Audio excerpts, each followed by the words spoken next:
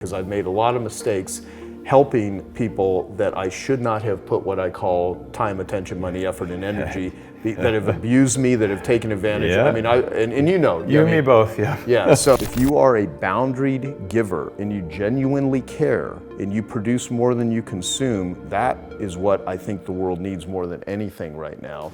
You know, if you want to save the world, because a lot of people use that as a cop-out, you know, I want to change the world, I want to save the world. Change one person's life, then change 5 people's lives, then 10 people. And if you actually are really good at doing that, you might actually change a lot of people. If you are a giver, you will be taken advantage of.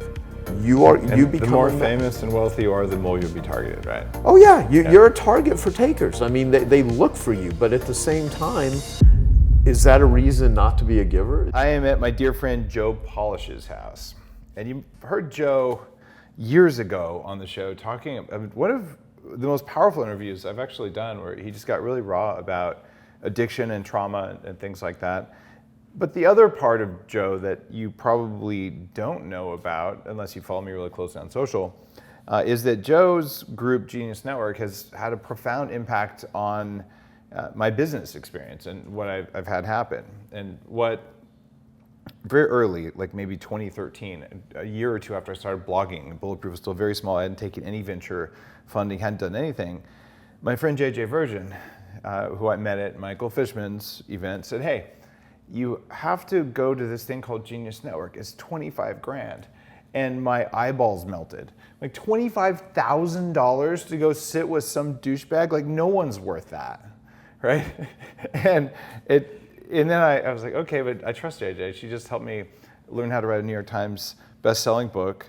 And so I'm just gonna close my eyes and just pretend like I didn't just cut a check for $25,000 to go to a meeting, a 3-day meeting with Joe. And I went there, and he said straight up, I'll give you your money back if you don't 10x this. And through Joe, I met Peter Diamandis, who I've done a lot of things with, and I met a whole bunch of other who are now close friends, and people who are entrepreneurs who are helping other people. It's one thing to be in a group full of sort of piranha-like people who are just all out to take. And a lot of internet marketing is like that. And you occasionally meet these groups of people that are curated, where it's people who are genuinely interested in helping each other. So Joe's become a dear friend. We've gone fishing together and things like that. But he wrote what might be one of the foundational new business books, kind of an upgrade to the old Think and Grow Rich. How to Win Friends. Yeah, there you go. Thank you. How to Win Friends and Influence People. We went back and forth on the title over and over.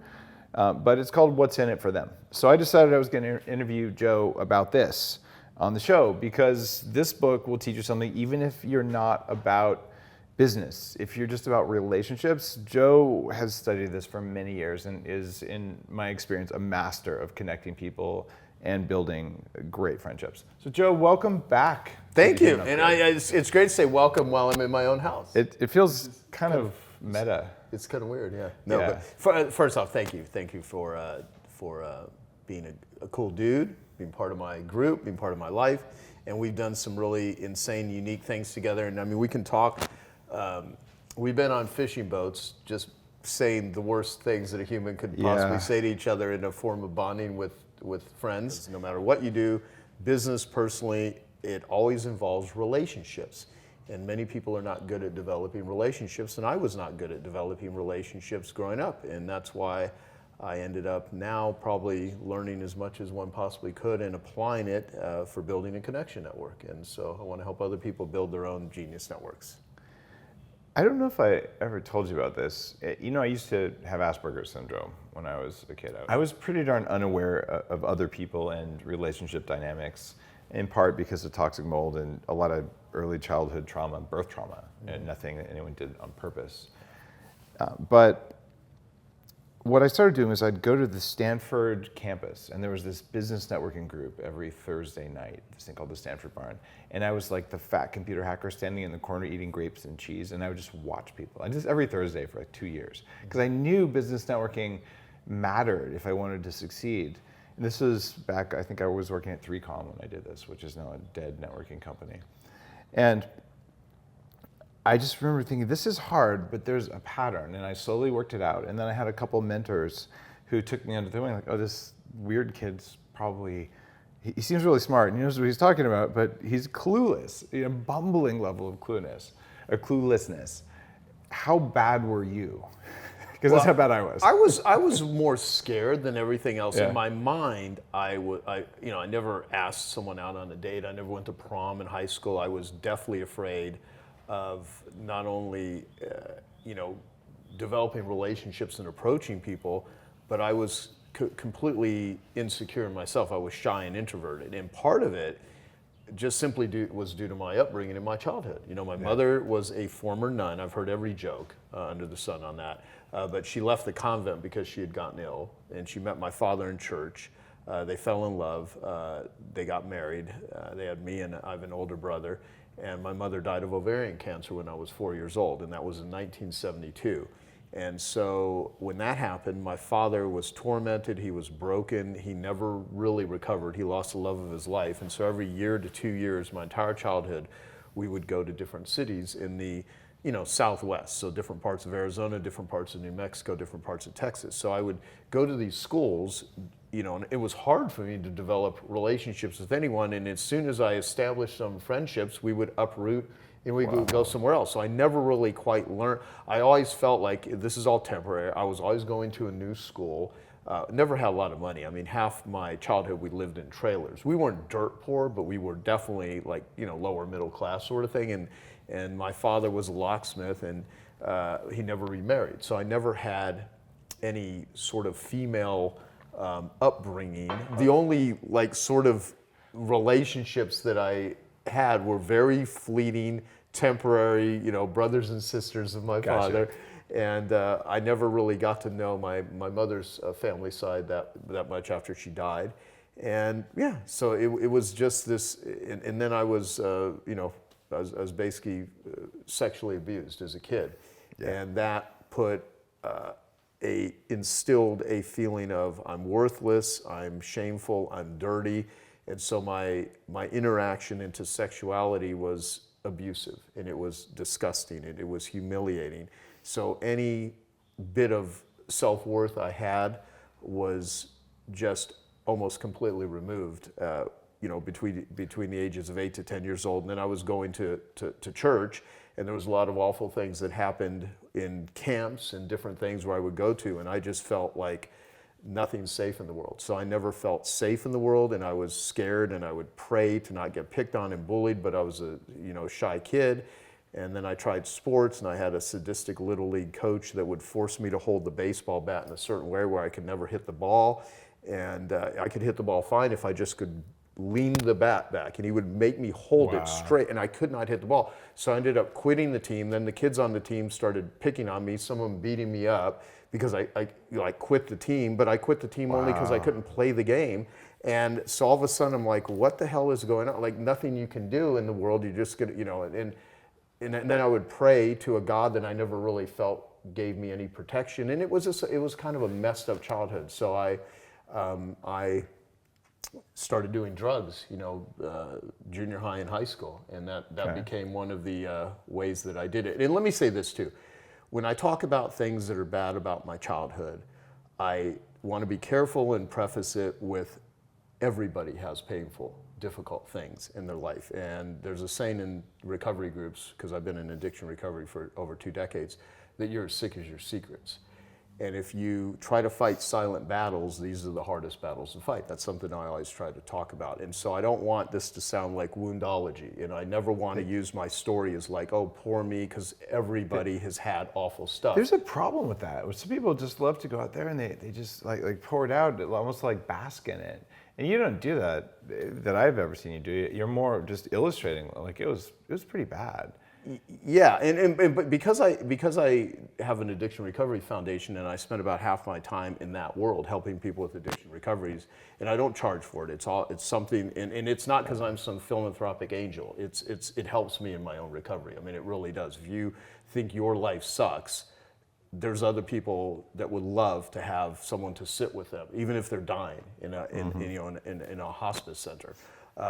So part of it is like I do that work. It's difficult work, it's challenging work, but it's very fulfilling for what I do. And if you're going to tell your story about that, it's really dangerous to get so attached to it, because there's a lot of speakers that use their signature story as a way to manipulate people. And narcissistic people are really good at doing that. And I never want to come across like, oh, feel bad for me because and again, and I say this also not to minimize it either, because you can do the reverse too. You can say, oh, it was no big deal. And a lot of times it was freaking awful, right? So there's a balance on how to do it. I'm not sure I know the exact perfect ways to try to explain this, but I just want to point that out. Okay.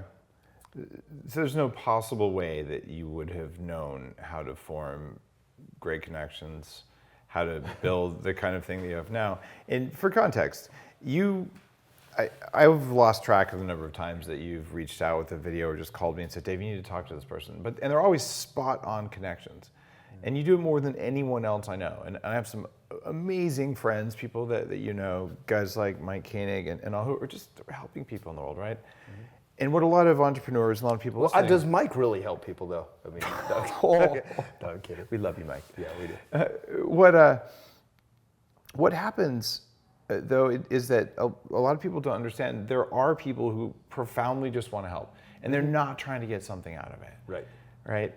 And I didn't believe this at all as a kid. I didn't understand how society worked, how networks of humans worked, and certainly I thought that if I helped anyone, or if I accepted help from anyone, that person, then I would owe them something. And it was always transactional. Maybe it was something in how I was raised. Mm-hmm. And I loved it that you wrote the "What's in it for them" as the title in your new book, because what is going on with that? I learned people love to help if they're the right people. There are givers, like Adam Grant, who I know personally. He wrote a book called Give and Take, and he writes about givers, takers, and matchers. And my book is not like his book. I mean, I think if you would get a lot from his book. It's a great book. I write about different things, but the purpose of my book is, because people ask me, why'd you write the book? And I will often make a joke. Well, some speakers or authors will say, I wrote it because I want to bless the world with all my lessons and ideas. Some people just want to make money selling a book, right? It's the worst way to make money ever. Are you kidding? What's that? Yeah. Writing a book is terrible. On a per hour basis, you might as well just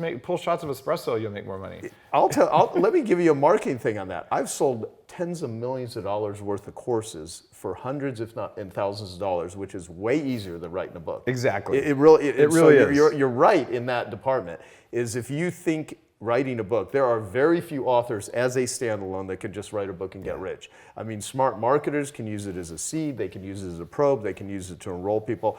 I actually wrote this book mostly for me to remember the things that I have done that have worked and have helped propel me forward in my life, and the mistakes I've made. So the book is mixed with methods, strategies, techniques, philosophies on how to develop and connect with people, and cautionary tales on what not to do, because I've made a lot of mistakes helping people that I should not have put what I call time, attention, money, effort, and energy, that have abused me, that have taken advantage. Yeah. I mean, and you and me both, yeah. Yeah, so it's like you can put your effort and your love and your care and your concern and your relationships and connections and offer them to other people, and they will cut off your hand. Now, they won't do it right away. No. A lot of times they will, because sociopaths and psychopaths and narcissists and takers are very good at identifying who are the givers of the world. Yep. And I really love givers. I actually think the best way to operate in life is to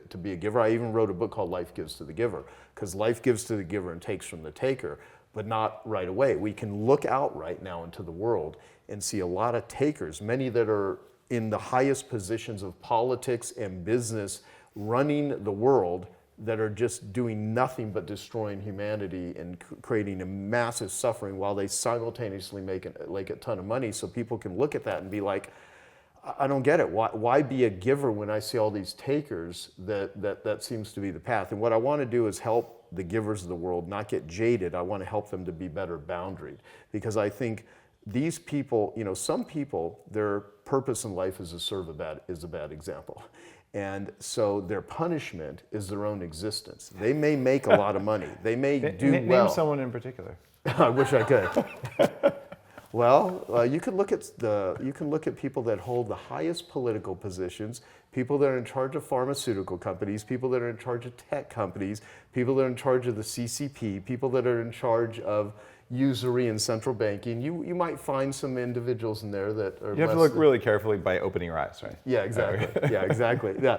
No, but there's so much there's so much fear porn and propaganda that's being pumped out into the world right now, and oftentimes when people are scared and desperate, it allows the people that will take advantage to come out of the woodwork. So I mean, I think it's Cavett Roberts that said years ago that human beings are walking around the world with their umbilical cords in their hand, looking for some place to stick it into in order to give them some nourishment.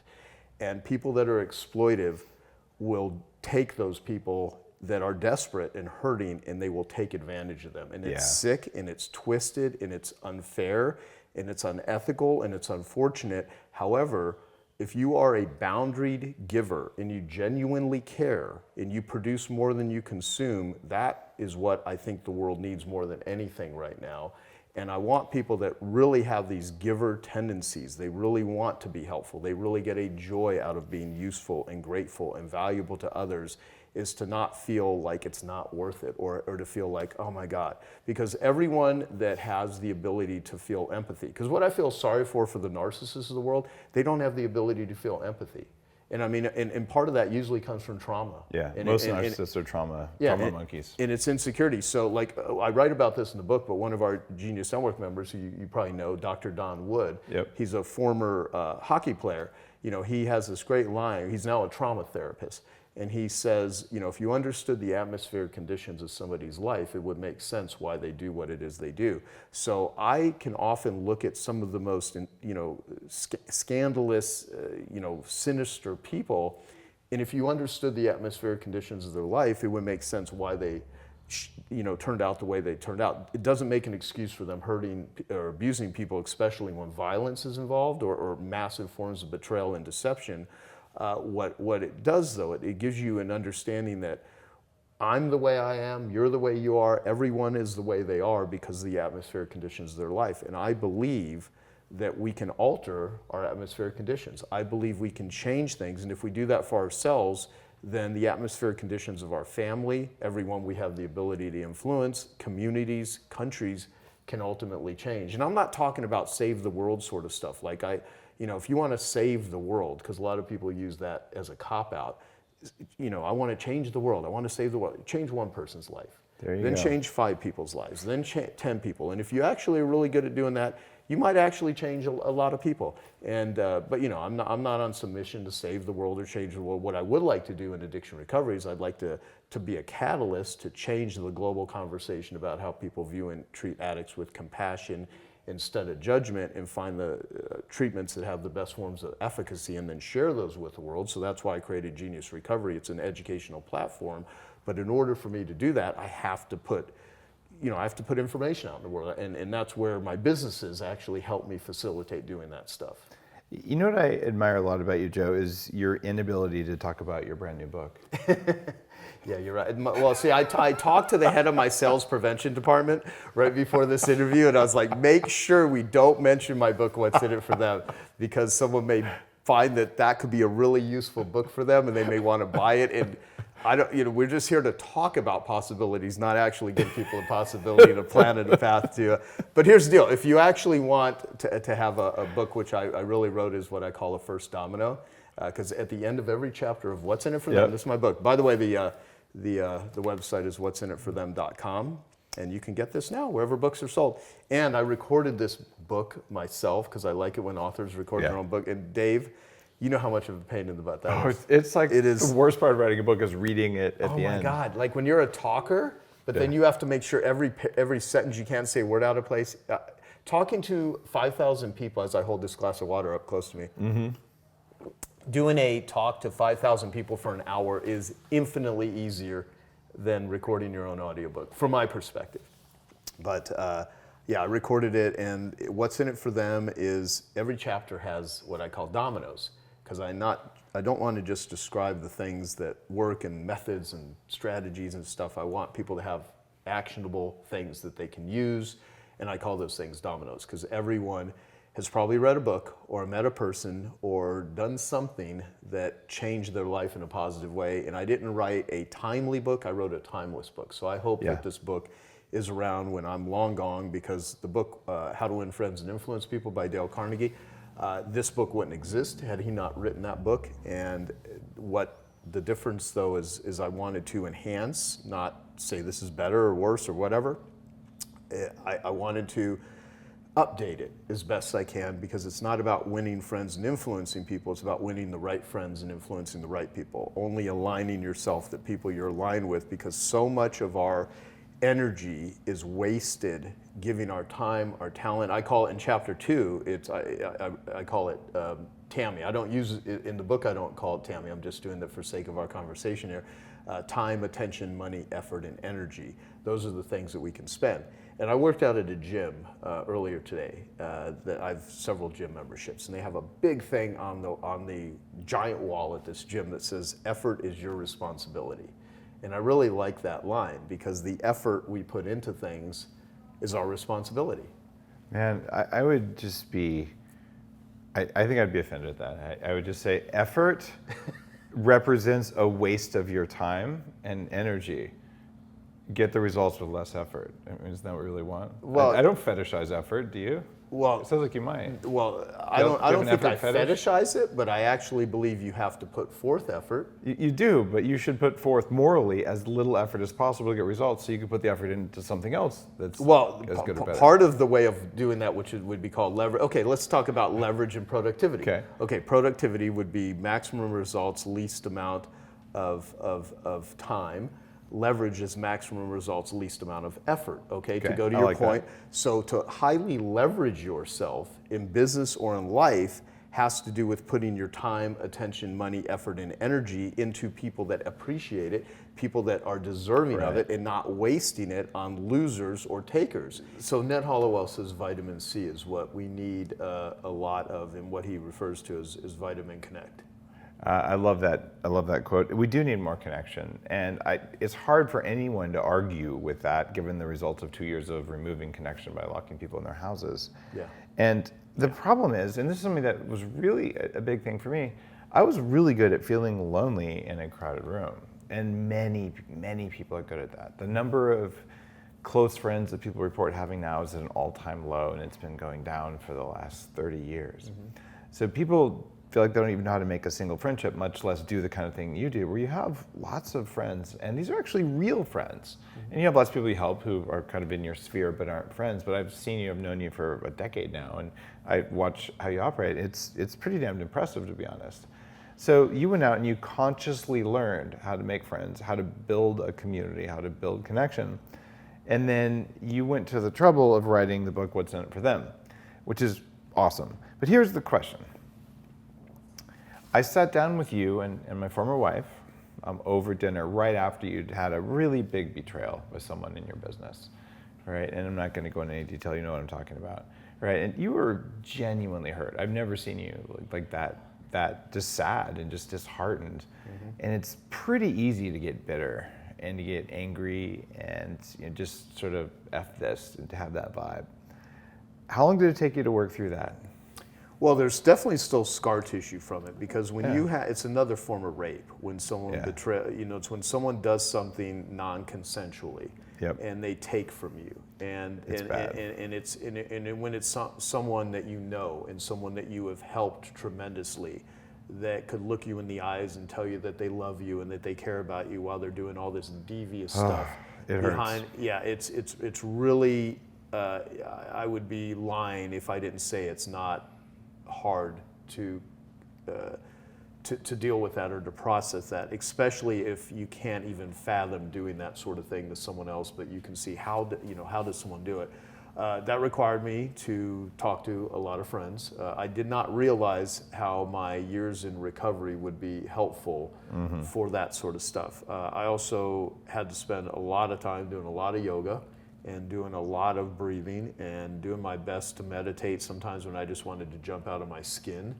And there's the process. I did a deep dive and studied narcissists, so my friend Dr. I'm working on a book about them now. Good. I had a similar experience after that just recently, so. Yeah, and I will say, Dr. Ramani Durvasula, who's one of the top narcissist experts in the world, I've done a couple interviews with her. She's great. She's, written some great books, and I have an awesome interview with her online. There's that's something that everyone's on the narcissist bandwagon too. So some people are fetishizing the whole narcissist thing, but we live in a culture right Real now thing. that is with social media where, think about being an influencer. I want to be an influencer. It's like, Why would you want that? What's that? Why would you want that? Well, ask the majority of young people that want to be an influencer because it's been made out. And look, when I was young, if I was a teenager, low self-esteem, low self-worth, like I'd want to be famous. I'd want people to admire me. I mean, to this day, I still do. I mean, I'd be lying if I didn't say Seriously? that. Well, the ego part of every one of us wants to be liked. But when I took a 1-year sabbatical last year, part of the things that I went into it with is I wanted to smoke out as much part of me that needed external validation to feel I was useful as a human or valuable as a human. And I did I'm just not going to go out. I'm not going to even look at social media. I didn't. And to this day, I don't have it on I have a backup phone that has the stuff, but I don't have it on my main phone. I have no social media on my main phone because I found not being on social media, for me, not for everyone, I can only speak for my own life, was more inspirational to me than reading inspirational quotes on social media. But we live in a culture right now where it's being framed that being famous or being an influencer. So I will say to people that, there's thought leaders. Like any idiot can come up with a thought. I like result leaders. I like people that have the ability to produce a result. So that's what's impressive to me. And I mean. That fat picture I showed you when we were first sitting down before we started rolling. You when you were 22 I was 22. That was the proof for Entrepreneur Magazine. So I'm 22, I'm like, dude, I started reading Entrepreneur when I was 12 or 13. And now I'm in it, I'm 22. It's gonna change everything. And after a week, I'm really not happier. And I lost the I want to be famous thing. Yeah. And before I started Bulletproof and all this stuff, I pretty much erased my digital identity. And because I'm a computer hacker, right? Yeah. I was very happy with that. And then I said, well, I'll do it, but it's work. And I've never sought it for its own sake. I've only sought it if it was necessary to do something that I thought was meaningful. Yeah. But you're right, so people do seek out fame because they think it's going to make them happy. And it used to be money, and they still seek out money because it's going to make them happy. But you've got several books and a good amount of visibility, and you're financially successful and all. What percentage of your happiness comes from those? Well, I mean, I get more joy really as a human in the middle of a really kind of just challenging yoga class than I do putting together most business deals. From a feeling of real connection, the physical stuff is always a deeper connection because most of it is fleeting. Here's what I would say about fame, though. I don't like the idea of fame because I know a lot of very famous people, and I see what it can actually do to someone depending on their relationship with it. Meaning, if you're, like our friend Dan Sullivan says, if you're pursuing growth over status, I think you'll find a lot more fulfillment and a lot more value. But if you're status seeking, social ladder climbing, trying to look famous, trying to play the part, but deep down inside you're doing that to cover up or not even look at insecurities or stuff, like you haven't done the work, then it will kind of fool you. And I've really worked hard. Don't believe your own PR, because if you are doing good stuff in the world, people should be saying glowing things. Other people say, "Oh my God, I got this amazing testimonial about my product or my service," and it's like, that's what you should do. Like if unless you're putting crap out into the world, people should be saying glowing things about it. And if you're selling anything for a company you work for or for your own business and you're not getting that sort of feedback, you really need to take a look at what the hell you're selling. People should say amazing things if you're really selling something amazing. If you're selling mediocre stuff or crap in the box and you kid someone into thinking, "Oh my God, it's the most amazing thing ever," I mean, you kind of know. Yeah. I mean, the reason, like, karmically, we know if we're doing good in the world or we're not. I think that, am I 100% sure? Not. People can kid themselves, and so the challenge with fame is, and I'll say it this way. So Glenn Morshower is a friend of mine who's an actor, and we were having, I'll just tell you the story. This was probably back in 2010, 2009, 2010. We were both speaking at an event in Las Vegas, and I spoke first. He spoke after me, And then we went to lunch, and we had a 4-hour lunch. And he is an actor. If you look him up online, he's played in more military roles than almost any actor alive right now. And most people recognize him. He's been in the Transformer movies. He was in every episode of the show. He's a famous guy. 24, but he wasn't like an A actor. He's like, but he's a pretty well-known actor, smart guy. And he was on every episode of 24. And the only other actor was the main actor, was Kiefer Sutherland. Okay. And at the time, Kiefer Sutherland was on the cover of like National Enquirer, People magazine. There was less social media back then than there is today. With his shirt off, drunk in front of the Viper Room in LA. You should have run for president after that. He still can. So that's funny. So what sort of mold toxin was in your brain that causes you to blurt out these sort of random statements? Truth. But yeah, and so we were talking. I said, so what's the deal on Kiefer? And he said, now that it's outed, he's a great guy. He said he shows up to work. He just does a great job. But oftentimes it's easier to drink and hang out with us in his trailer than go to his mansion alone, right? And so he said, at this point in his life, Kiefer's fame is globally inescapable. There's nothing that where he can go in the world and not get recognized. And it's funny because you mentioned Piranha in the beginning. I have a company called Piranha Marketing, but it's not a predatory company. Yeah. And it's funny because I'm trying to protect people from predators, right? Because people view a piranha as a predatory animal. Where they got their reputation was, I think it was Theodore Roosevelt, was visiting South America where they have piranhas, and they starved a pool of piranhas so that they could create this. It was a marketing thing to position these piranhas as these violent fish, and they have teeth. They're carnivores, right? Probably your favorite type of species. And they threw a cow into this pool of piranhas that just got devoured because they had purposely starved in order to make this whole big scene. So they fed the piranhas only kale for a week. They were really starving, and then that made them eat the cow. Yeah, kale, and I think it was collard greens on it too. Is collard greens better than kale? It's about the same. Okay. So anyway, he said, he goes, a swarm, going back to this story about Kiefer Sutherland, he said a single piranha won't do much damage, but a swarm of them will take down a great creature. And he said, if you go into the entertainment, and this is the line, this is the whole setup for this story. He said, if you go into this business, the business of entertainment and fame, without knowing who you are, it will misinform you. And that statement, I was like, okay, so if you're an insecure person that goes out and makes yourself famous, and all of a sudden you do, it will misinform you. And I've seen it misinform a lot of my celebrity friends that just have not done the work, and they don't feel good about themselves, and they start believing their own PR. They start VIP roping the shit out of people. They start thinking they're better than everyone, and I can't stand that stuff. What if they really are better than everyone? Well, they think they are. Well, here's the thing. If they actually think they are, they can often get a lot of followers that believe that. And then you're in. See, I don't want to be a sage from the stage. I want to be a guide from the side. That sort of thing. And so it's I don't like the guru stuff. I mean, I get it. I understand it. I mean, both me and you and my friend Brooke Castillo, who I did an interview with right before you. She's kind of weird, though. No, she's awesome. She's awesome. She's smart. She's sitting right over there, by the way, guys. I wouldn't diss someone, you know. No, but here's the thing. She teaches. She has a business, the Life Coach School, and she teaches people how to basically build a business and a career by helping people. And she is a convert of her own system. She went through her own journey, and then she packaged it up and did it. And she's very successful. There's a lot of successful life coaches, but she built the most successful business in that industry in as far as I know the world. How much coffee do you think she drinks? I think it's a lot. I think just maybe one or two. And I don't know if she drinks your coffee though. If not, it's because she's probably not as good as she could be. Well, I think now she's probably going to start drinking the coffee. Do you want to come you want to make a cameo appearance, Brooke? You sure? So,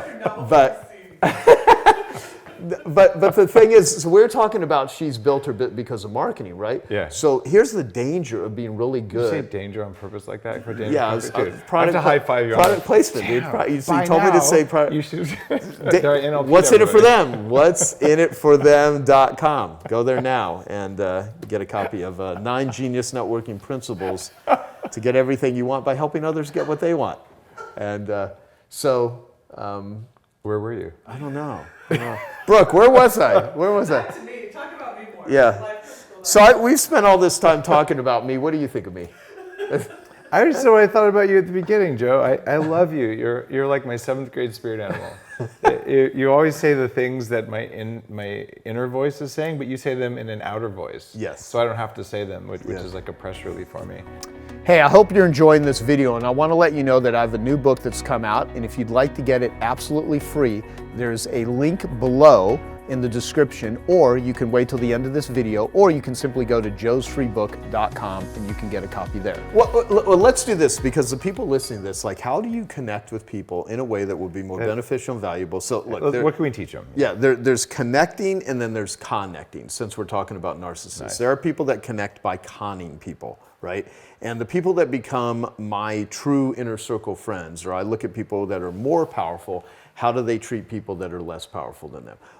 I know quite a few billionaires personally, and many I've met in addiction recovery, no one would even know that I know them. And I fortunately joined a high profile group for people with sexual addiction in the year 2000 that could not, and there were Academy Award winning actors and actresses, NBA players, NFL players, musicians, politicians, clergy, I mean, people that were well known, but they couldn't go out and just admit that they were struggling with this sort of thing that has even the sound of a lot of shame attached to it. But I want to talk about sexual addiction. I publicly talk about it because for years I never did, and then once I started doing it, I would have people, a lot of high-level entrepreneurs and CEOs, men and women, that started coming up to me and just thanking me for how valuable it was, and a lot of people that have gotten help as a result of doing it. So it is one of the most shameful sort of things that I've ever dealt with of this sexual addiction sort of thing, but I wanted to define it and describe it. How do we get there from teaching people what's in it for them? Because connection is, if you are not connected with yourself, you're going to be disconnected with other people. So this is about masturbation. For you it might be. But no, this is, Dave, the reason your team set this interview up today, even though me and you kind of did it, but they were supportive, is this is an intervention. We need to talk about, talk about your masturbation problem. Well played. Well, no, like there is a mass. Do you know there are studies out of Europe that the average person over the age of 13 years old, and this was from going several years ago, watches at least an hour a day of hardcore pornography. An hour a day of hardcore in some parts of Europe. I don't know what it is now, and there's probably different. Just France. Those guys have always been there. But here's the thing. Think about it. The only thing, even though there's new studies that they always come. I mean, there's so much we've learned about addiction and about the brain in the last 10 years. It's unbelievable. All the dopamine stuff. Oh yeah. I mean, and if you like, sexual imagery makes the brain light up massively. And the only thing that I think makes it light up quicker is crystal meth, which Nazi Germany actually invented in 1932. Yeah, that's what powered Hitler. Yeah. Hitler was, I mean, I would make the case that I can explain the pandemic through the lens of addiction, which is a whole nother, we can come to that if you want. But the thing with sexual stuff, let me point it this way, and what it has to do with connection, what it has to do with power, what it has to do with influence. Everything is influenced on the internet by porn. That's what they built the internet for. Well, yeah, of course. The first streaming videos were pornography companies. The first 900 numbers were pornography companies. And if you show monkey butts to monkeys, their brains light up. So pornography is highly arousing and highly addictive, and the brain lights up when it sees it. So for people to just, they can make jokes about it, and it's much easier to make jokes about things that are difficult to talk about. That's why people make jokes, like monkey butts or masturbation or whatever. But the thing is, they've tried to do studies with universities and college students of what would happen if they don't masturbate for like 30 days or for 60 days. I did that for a whole year and tracked it and published a blog. Yeah, and you're a guy that's a weirdo and will be willing to take pictures publish of yourself. The data. I didn't do pictures. No. But I'm saying you're a freaking biohacker. You do all these things, but they can't hardly ever even find enough people that won't do it to do studies. So do you know how hard it is to go 30 days without ejaculating? It's like running a marathon. Mm-hmm. Yeah, it's really hard. Well, so how does that correlate to addiction? Okay, now think about this. let's go back to those young people that are watching pornography. They've never held hands with someone. They've never kissed. They're watching everything through a computer. How are they even to know what love is? When my mom died when I was 4, and my father never remarried, and I was raped and molested as a kid and paid money to not say anything, do you think I had a sort of an experience of love as an intimate act of love and oneness? It was something you do to get off. It was something that was dirty and How would ashamed. you ever know? Because it's not in your world. Right. So to go out into the world and try to connect with others when you're disconnected, or you're using some other means of stimulation and you're supposed to deeply connect. So you're either communicating with someone, you're connecting, or you're trying to escape. That's what I write about in the book. So you're saying that porn is actually disconnecting people because of its effect on the brain, thus the need to write What's in It for Them. It's a book about how to connect to people. Well, the reason that What's in It for Them, well, first off, the line, the sentence, the question, What's in it for them, is to take the focus off of you and what you want and think about what the other, I think like genius networking is, 9 genius networking principles is the subtitle. In order to have a genius network is a group of people that have skills and capabilities or something. It can be fun. It doesn't have to be for business. But it usually has to do with people that have some knowledge or wisdom and some capability. Like you have a genius network, right? You're part of my group, but you also have, if you want to get in better physical shape, as an example, and like you had to think of who are 8 people in my life. Do I need a nutritionist? Do I need a trainer? Do I need a yoga instructor? Do I need a massage therapist? Do I need a breath coach? Whatever. Yeah, the team that supports you. The team that supports you. So in order to have a genius network, not just go out and do networking and meet people. I'm not telling people to just networking is like this old, archaic sounding word. It's a waste of time anyway. If you're just meeting random people without any intent and just swapping business cards and just maybe we can help each other someday, that doesn't feel like it's a very productive activity if you don't know who's in the room. Well, okay, so like on social media, you often see a lot of people that will go out and they'll take pictures with famous people that they don't even know, and then they will write up a post with a picture of them, and they will say, this person's really great and I really appreciate everything that they've done and all that. And what I call it is giving credit to credentialize.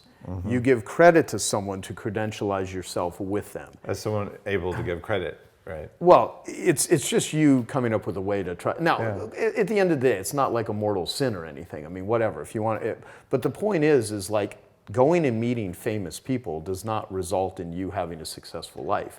You have to bring something to the dance party other than just your phone and snap a picture. So and what I was saying is like the people that are more powerful, how do they treat people that are less powerful than them? Do they say thank you when someone opens up the door? Are they nice to servers? And how do they treat their team? So if you really want to know who someone is, it's not who they are on stage. It's not the books that they write. It's not their social media posts. It's who they are when the camera's not on. How do they treat their team? And so the people that become my true friends are, how are they with their families if they have families? How are they with just normal people? Are they always kissing up to more famous people in order to curry favor, sort of thing? And I wanted, and I can't leave all the sexual addiction stuff without defining intimacy, because then it'll make this make sense. So my favorite definition of intimacy that I ever heard was given to me by this 80-year-old gay man who I never met in person. I have a friend named Tim who's,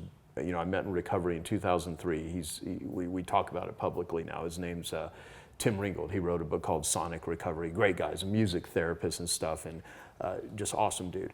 And he's been through hell. He had his 18-month-old daughter died, and he now, he does grief workshops. He's sat with hundreds of people on their deathbeds and played music to them. I mean, he's just an amazing dude. And he's like, you got to meet this guy. He talked to him. He's great. About intimacy. Well, just about addiction. Okay. And this guy devotes his time to people that have sexual addiction. And when someone hears sexual addiction, they immediately think, masturbation, porn, affairs, whatever. But almost all addictions are binging and purging. It's either excess or deprivation. A big part of sexual addiction is the inability to be sexual or be sexual with someone you care about. So so there's different forms. There's a lot of different fetishes. There's a lot of different ways that people express sexuality, but it's an arousal template. And we live in a world that puts out a lot of toxic messaging around sex and around relationships. And so he said, Intimacy is a mutual exploration of a shared safe place. Abuse is anything that takes away the safe place, and addictions are what we do to make ourselves feel good when we don't have a safe place. So if you don't feel safe in the world because you've been abused or you've been abandoned or you've experienced something or witnessed something, you're not going to feel safe. And if you don't feel safe in the world, you will do things when you don't feel safe. And we are now sitting in a world where there's been global trauma as a result of 2 years of isolation, of bullshit that's been fed to people by individuals that are in power, that are lying through their teeth, of companies that are doing it's toxic. And to think that we're not going to be in a world right now with a lot of relationship problems, especially young people. Oh, it's terrible. Imagine dating right now for the first time as a young person. With that, what sort of model? I am dating right now, but not as a young but person. I'm saying as a young, I hated dating as a young person when there wasn't all this shit going on in the world because I was no good at it, right? I can't even imagine. How would you ever go about it? Well, part of it is the ability to read energy. The ability is find who do you feel safe with. The part of it is dealing with your own shit, because I wrote a book on connecting with people, but it's really a book on connecting with yourself. It's a book on, it's not just a capability book, it's a character book.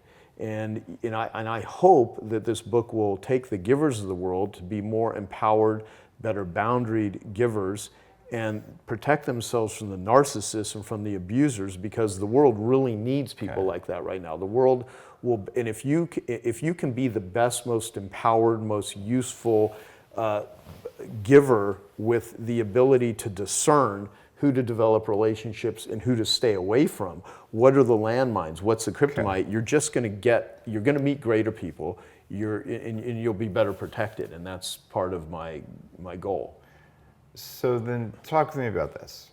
We mentioned earlier that you had a narcissist who did some traumatic business stuff. I just had another one. I've had about 3 major experiences with people like that who just about wrecked some of my companies. And I don't know that I'm any better equipped to spot them now than I was before. What did you change after your most recent experience in your own practice to have those boundaries where you could not let the narcissists attach their tentacles to you? Well, for one, I had to look at how did I allow myself to help this person in the first place. And so I know what it was. Remember when I got completely thrown off earlier? Yeah. I was talking about games people play. Right. Okay. And I was talking about, I have some friends, most of them women, but men and women both say this, when they're single and they've been in a relationship where they've been hurt and there's been some, pain from and they'll say something along the lines of, I want to meet someone that doesn't play any games. And it's like, well, unfortunately, humans play games. Because if you could just, if we were all a planet of trusting individuals and there weren't all these demonic personalities out there, and I think most people are good. So when I say this, let me not exaggerate. It only takes like one bad one to take advantage of the good ones. And then you think everyone sucks. But so the line that I was going to say, and I'll come back to it, is whoever cares the least controls the relationship.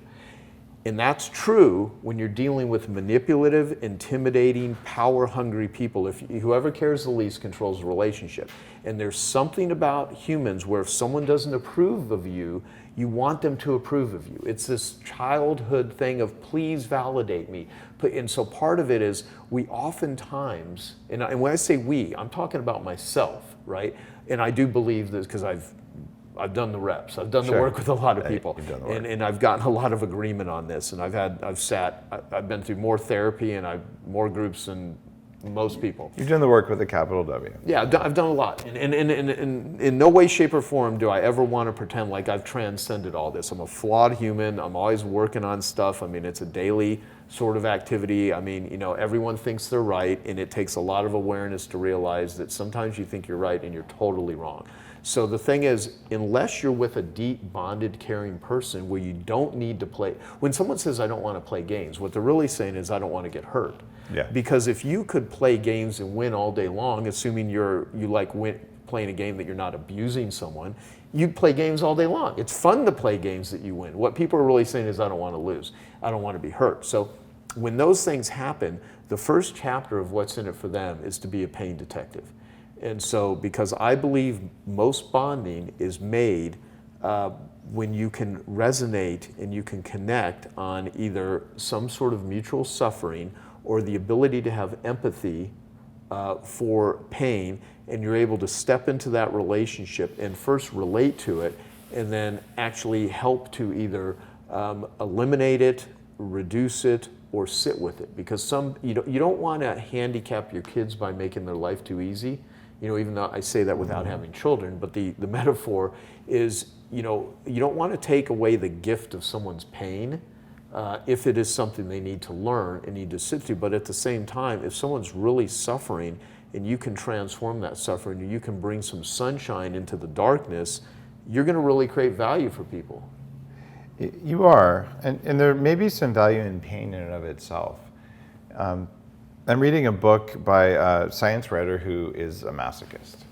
And she's going really deep in dopamine signaling and saying, look, endurance athletes, pain. Ballet dancers, pain. People who do cold therapy, pain. People who do CrossFit, pain. And she's like, it's doing something to allow us to experience pleasure. Do you think that's part of this whole thing?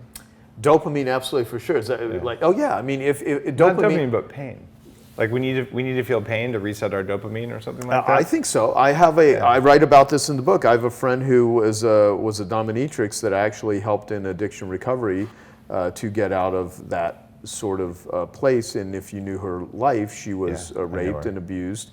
And one of the things that I had a conversation with her recently about people that will want pain afflicted in a sexual. First off, their arousal template, which causes them to be attracted to whatever they're into sexually, can usually be traced to one of their first early sexual experiences. And if there was pain or roughness attached to it, but it was arousing, then the dopamine is caused by that. Some people, the only way they feel, like cutters.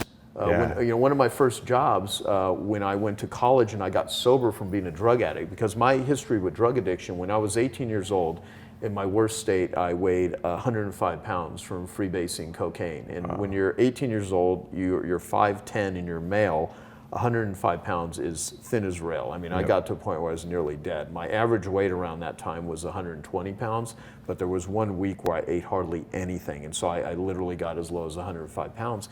And so, I was a total mess. And I ended up moving out of Arizona to remove myself from even having access to where I could get the drugs, or I never would have been able to get sober. I would have killed myself.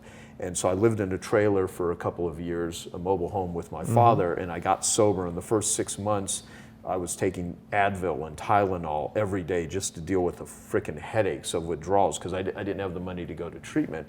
And then ended up getting a job at a health club, and I started selling health club memberships. That was my first introduction to really learning how to do sales as an adult, even though I sold newspaper subscriptions as a kid, and I was a pretty good drug dealer when I was a drug addict. How does it go to cutting though? I'm not getting. Well, so while I was working at this gym, this guy that ran a mental hospital, he actually offered me a job, and this was in New Mexico, as a mental health tech at this and so I would go there, and there was the adult ward and there was the adolescent ward, and there were cutters that would go to this facility, and I would talk with them, and it was the only way that they could feel. Like they were so numb that the pain, and I believe this is biochemical. It's dopamine, right? But like not feeling anything is a terrible place to be in. And even like if you talk to people that are they'll say, I'm addicted to getting tattoos. Is it you're addicted because you want tattoos on you, or is it the process of getting I mean, there's many different reasons people do this. So I'm not trying to pigeonhole anyone into. Do you have any tattoos? No. Okay. No.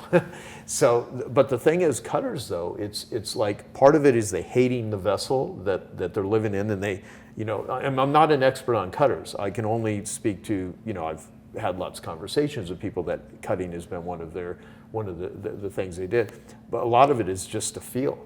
It's just a feel. So someone that's into rough sex, or into if you like women that I've spoken with that have been in abusive relationships, physical abuse, mental abuse, if you go back into their childhood, and I'm not saying you should, you only have these sort of conversations with someone that you really have deep rapport with and stuff. I'm not saying you go and start asking people about their sexual life. It's only, that's it's their comfort level, not yours. So the thing is, I've had numerous conversations where they describe what happened to them early on, and you'll see a lot of this arousal stems from abuse. And so with connection in the world, we live in a very disconnected world. I mean, we are more connected electronically than ever in human history, but we're more disconnected as tribal human creatures. And so part of the connection, and to go to your question about you develop your spidey senses, you start paying attention. I think if you have put yourself in a situation where you've been betrayed, if you were to sit and think, like, what were the early warning signs? What were the metal detector? That's what I'm working on identifying. Well, and I'll tell you, I write about this in the book. Yep. If you are a giver, you will be taken advantage of. The more famous and wealthy you are, the more you'll be targeted, right? Oh yeah, you're a target for takers. I mean, they look for you, but at the same time, is that a reason not to be a giver? Is that a reason to put up walls and don't let anyone in? So it's about better boundarying yourself. And it's also learning how to deal with intimidation. So you got to tell me in like 3 sentences, what do you do to have better boundaries? Part of it is don't walk into landmines that are knowing landmines. Before you do anything business-wise with someone, do a little research on them. Diligence. Yeah, I mean... That was my fault for not doing enough. I should have called the people who weren't references. Yeah, I mean... I could have found, yeah. Like, I talk about Harvey Mackay's, 66. And this is before the internet existed. He has all of these things, and I write about it in the book, where it's all these things that you can collect and learn about a person. In that process, I mean, when you're going out and just meeting people and saying hello, and I mean, like, look, it's just part of life. But if you're going to get into a love relationship with someone, if you're going to get into a business relationship, if you're going to hire somebody, if you're going to get hired, I mean, research the person that if they don't have good references, for the entrepreneurs that are out there, that whole saying, hire slow and fire fast, I mean, there's a lot to be said about that. Well, there's someone interesting on the back of your book, the What's in It for Them book. I think it's the second guy in the back. He says, everyone knows people prefer to do business within strong relationships. This brilliant book shows us precisely when and how to do it. But that's from Robert Cialdini, who you introduced me to several years ago. I had on the show. It's one of my favorite episodes. His book, Influence, is so powerful I give it to my kids. Mm-hmm. And here's how to tell when someone's running an influence operation on you, to take advantage of your invisible switches that allow them to control you. And so he's recommending your book, which is a really big recommendation just because he's such a learned man. And what I remember from his book that really stood out was that if you find you like someone a lot right away, there's a great chance that they're running an influence operation on you, and you should be even more careful. Whereas if you got to like them over time, you're going, oh, okay, that's probably more authentic. It doesn't mean that they just weren't a great person and you like them. That could be real, but it's one of those little red flags. Yes. And so I'm working on compiling my own list of red flags so that I don't allow someone like that in, and enough controls so that if I do, I have a visibility and learning system. So I'll just say straight up, if you're a narcissist, you won't know you're a narcissist. But if you think I'm your gravy train, you can go away. Well, I'll tell you this too. The people that tend to dislike me, I say a lot of things purposely because I'm trying to attract people I like and repel people that I don't. I mean, really, because a sales job is simultaneously attracting who you want and repelling who you don't. And I don't mean offending them by repelling. I just mean saying things in such a way that drives them away and makes you unattractive to them. And so let me say this about Cialdini, okay? So there's 3 people, and they're the 3 here in the back, although I've got Gabor Mate, all kinds of people there. Stephen Pressfield, one of my favorite authors, read my book and has endorsed it. Every single blurb and testimonial in this book, and yours is one of the first ones here. My request and rules for everyone that I sent out a pre-release copy of the book to was, don't write me a blurb or testimony unless you basically like the book and you've read all of it. Because most... Oh, I didn't get that email, Joe. I just...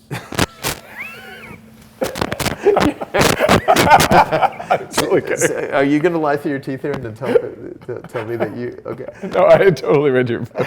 But here's the thing. So So, because like most books have blurbs from famous people who've never read a word of the book, and Thanks for saying that. now, if someone wants to give you a character testimony, or you're not an evil human for wanting to get a testimonial from someone, I understand all that stuff. But the fact is, people send me books all the time, and they're like, "Will you give me a blurb for the book?" I'm like, no, because I haven't read the book. If I have time to read the book and I want to, I will, but I'm not going to give, if I know you and I've had experience with you, I can give you a character testimonial, but I'm not going to write a blurb for something I have not watched or I have not read. To me, it's like, quit doing that shit. It's inauthentic. And so that's one thing that marketers, I think, push the line on, right? I always ask for a PDF early edition, so actually, I'll say I don't always read every word of every book, but I read enough of the book. Like I'll skim through the books. If my name's on there, it's not full of garbage, because otherwise you just don't know. But you actually gave me a very, very early copy of your book, because we talked about the title for like first a long off, time. if this book, by the time we're doing this interview, if there's any section of this book that you have not read every single word, then In your book, then you can't mislead your audience here, because you told me you read all my book. Of course. Okay. I did. I was misleading you for humor, and it worked. Okay. So, but here's the thing. So you got Robert Cialdini, who is like the father of influence. I mean, he's like he wrote the book Influence over 30 years ago. And he read, and so did Babette Gordon, who is his partner. She read every word of the book, and she loves it. And they even called me up afterwards, like, can we take you to dinner and share with you all the things that we did, that helped us with our book, and talk about it, because they like it. So he endorsed the book.